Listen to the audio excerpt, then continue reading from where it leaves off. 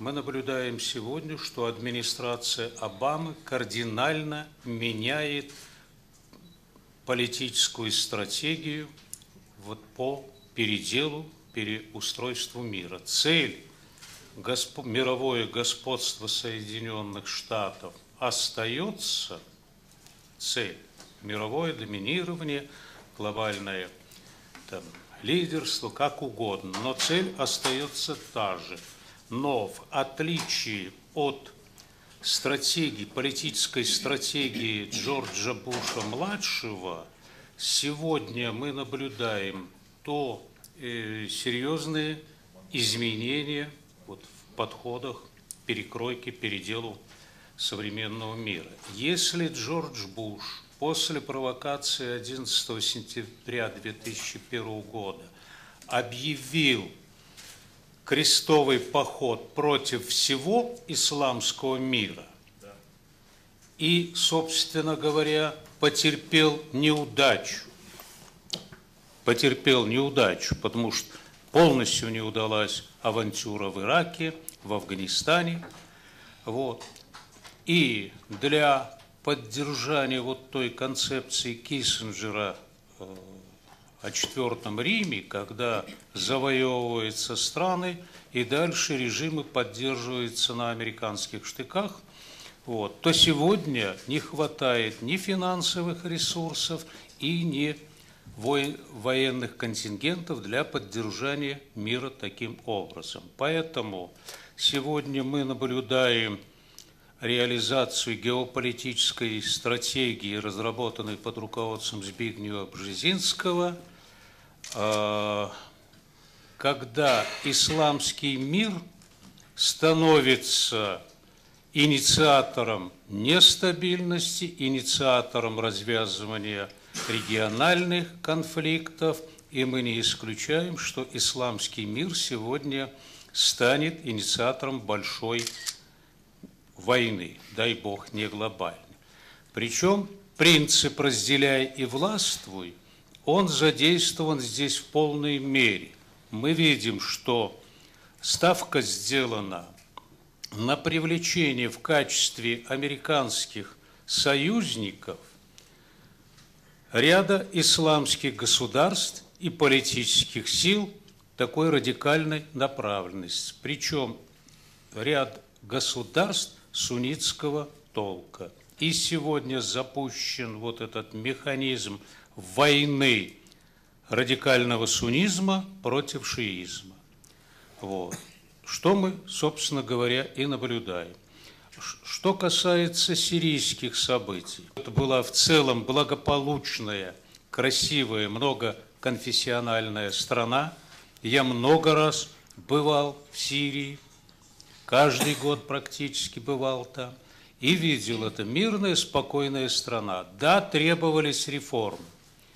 Я встречался с президентом Башаром Асадом и видел, что больше всех реформ хотел и демократизации хотел президент. Но были определенные консервативные силы, и прежде всего это служба безопасности Сирийской Арабской Республики, были там и члены руководства партии Баас, которые не хотели перемен. Но президент этих перемен желал. Желала и определенная часть в обществе. И мы наблюдали просто на начальном этапе политические требования по некоторым изменениям в политической системе, в экономической модели общества, в расширении демократических принципов в руководстве страной. Это мы наблюдали. И действительно, оппозиция была, как в любой другой стране. Но сегодня что мы наблюдаем? Что четырехэтапная операция была спланирована против Сирии, где мы предполагали, что на каком-то этапе, на третьем этапе, политическая оппозиция была устранена с протестной арены, и сегодня она заменена наемными вооруженными формированиями. Причем все это делается по планам западных сил и под руководством Соединенных Штатов Америки.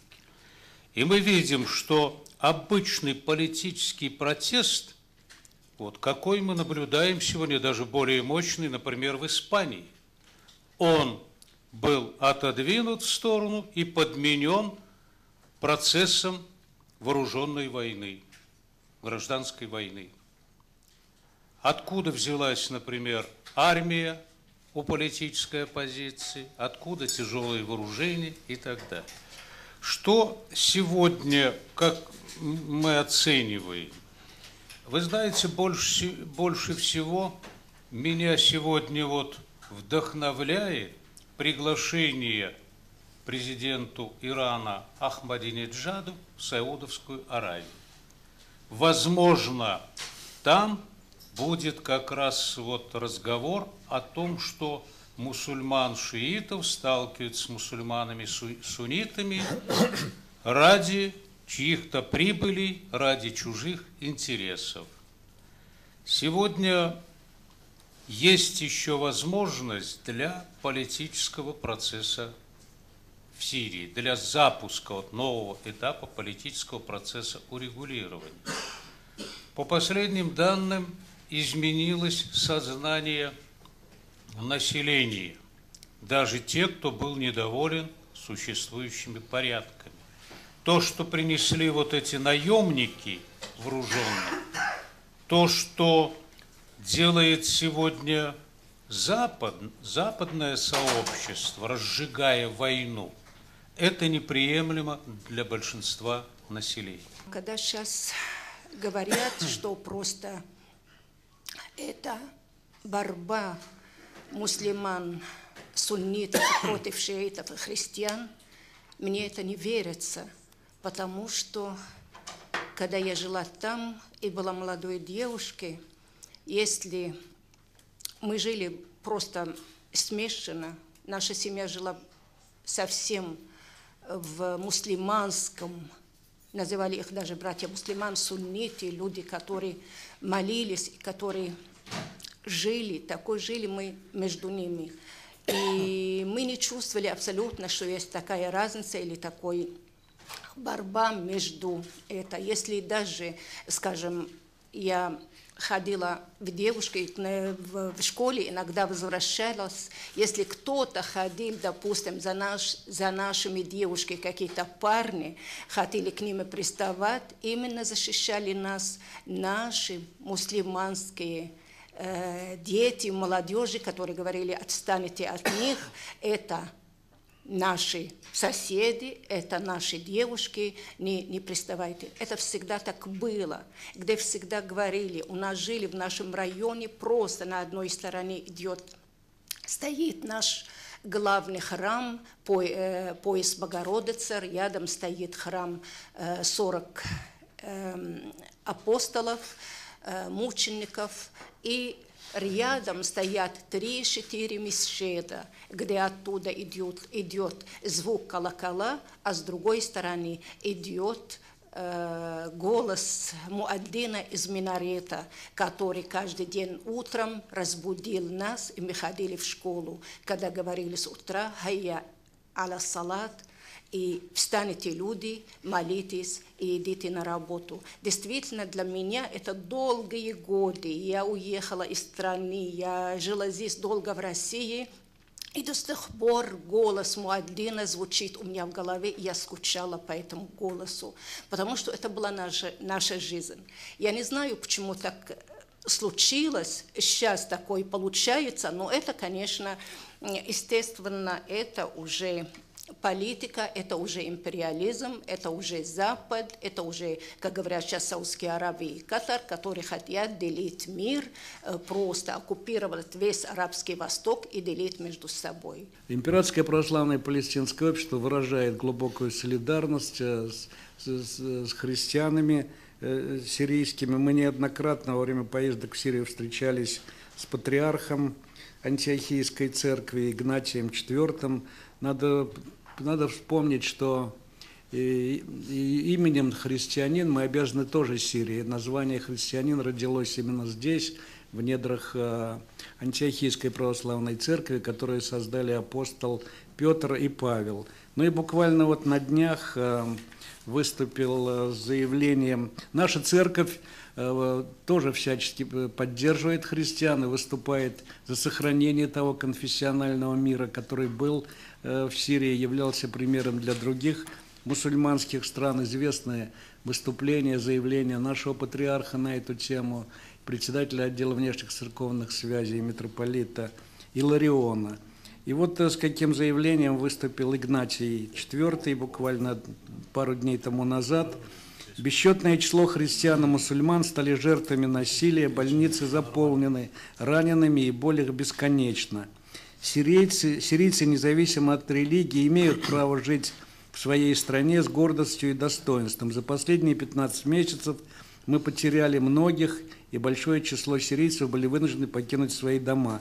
Христиане были вынуждены бежать из своих городов, бросив все, что имели. И наши дорогие священники были вынуждены покинуть свои церкви. Самая большая опасность сегодня для сирийского народа – это американские выборы.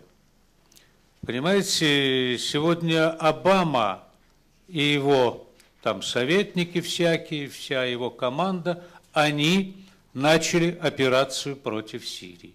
И они планировали, что принесут голову, в политическом смысле, голову Башара Асада в копилку своих выборных кампаний. Они уже, у Обамы нет сегодня козыря, Усаму бен Ладен он использовал, когда его рейтинг низко упал, и сегодня вот он должен свергнуть, Башара Асада, вот, и заявить о великой дипломатической победе. Сколько бы тысяч там не пришлось им людей еще положить. Вот. И вот это меня настораживает, что они пойдут на любую авантюру. Мы сейчас наблюдаем то, что оказывается мощное давление на Саудовскую Аравию, на Катар, на Иорданию, чтобы они под любым предлогом ввели свои войска. То ли искать химическое оружие, то ли там с миротворческой целью. И вот это вот самое опасное. Отдадут приказ своим сателлитам, и они могут двинуть. Влияние на Россию и на Украину обязательно скажется. И оно уже сказывается. Вот поддержка радикальных исламистских группировок, она уже проявляется на Кавказе, я буквально недавно там ощущал это. Она проявилась в Казани в этих 2 террористических актах и так далее. То есть и против нас запустят вот эту схватку внутри исламской конфессии. Это опасно.